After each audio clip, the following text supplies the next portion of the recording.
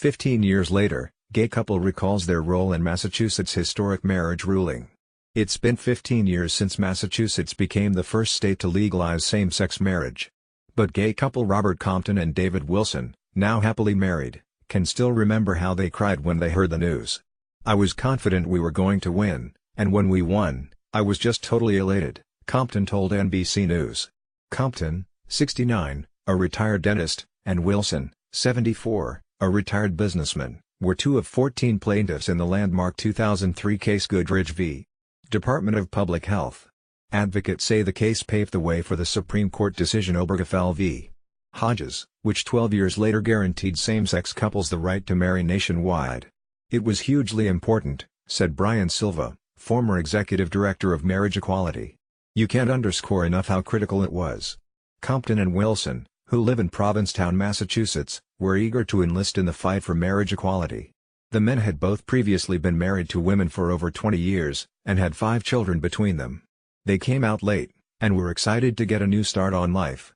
When they met in 1997 at a convention for gay fathers in Boston, there was an instant connection. They went on their first date, a dinner and a movie, and were soon in love. A year later, they purchased a home together. They made their vows during a commitment ceremony at Boston's Arlington Street Church in 2000 in front of friends and family. In 2001, the Massachusetts-based gay rights organization Gay and Lesbian Advocates and Defenders, or GLAAD, asked the pair to be a part of the Goodridge lawsuit. At the time, it hardly felt like a choice to the couple. "We were thinking about retirement, knew it was about a decade away, but we were thinking about how can we protect each other, especially in medical situations," Wilson recalled. Compton had endured several hospitalizations for kidney stones and other ailments. Yet each time, Wilson was kept from his bedside because they were not legally wed. "It was things like that that made me aware that you might not have all the rights you think you do," Compton said. After the ruling, same-sex couples in Massachusetts could finally marry. Those who didn't live happily ever after got something else they hadn't enjoyed previously, the right to divorce, which allowed them to legally settle disputes over children and property. Julie and Hillary Goodridge, the main plaintiffs in the historic case, amicably divorced in 2009. But most of the couples who were plaintiffs remain married to this day. "What's changed for us," said Wilson, "is we don't think about we're not married, we don't have the rights. We assume that we do. Those rights didn't come easily." The men received death threats during the highly publicized case, which wound its way into the state's Supreme Judicial Court, where it was ultimately determined. The couple recalled anti-gay marriage protesters outside the courthouse waving picket signs with hateful slogans like "God hates fags." "It seemed like everybody did not like the LGBT community," remembered Compton. "It seemed very personal to us." After Massachusetts legalized same-sex marriage, the battle for marriage equality only seemed to intensify, the couple recalled. Then Republican Governor Mitt Romney called for an amendment to the state constitution that would define a marriage between a man and a woman, and a number of conservative groups filed lawsuits against the decision in state court. It would be another 6 months before same-sex couples could officially marry.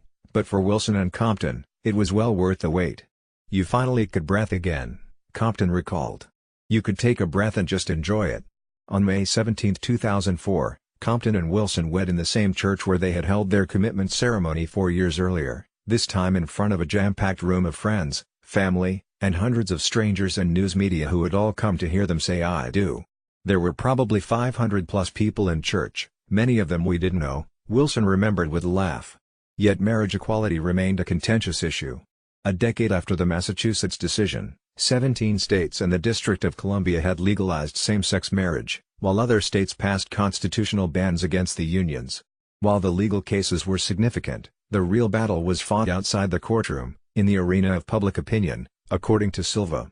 "When you actually started to see your family, friends, neighbors get married and live their lives, and see just how similar our families are to other married families, it really started to destroy the wall of myths that our opponents had tried to create around the alleged negative effects of marriage equality, because it was there in person, right in front of you," Silva explained. Now, 3 years after the Supreme Court's 2015 decision legalizing same-sex marriage across the nation, and 15 years after Massachusetts did so for its residents, Americans support gay marriage, according to a recent Gallup poll. These days, marriage equality feels more or less normal to Wilson and Compton, who will celebrate their 15th anniversary in May.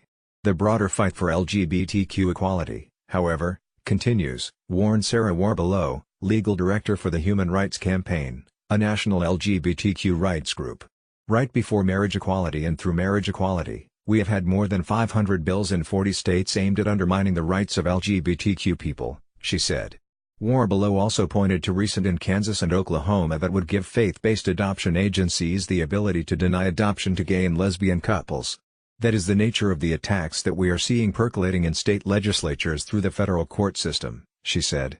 Proponents of such bills argue they protect the liberties of those who hold sincerely held religious beliefs. Wilson, a longtime activist and a member of GLAAD's board of directors, is making a second vow.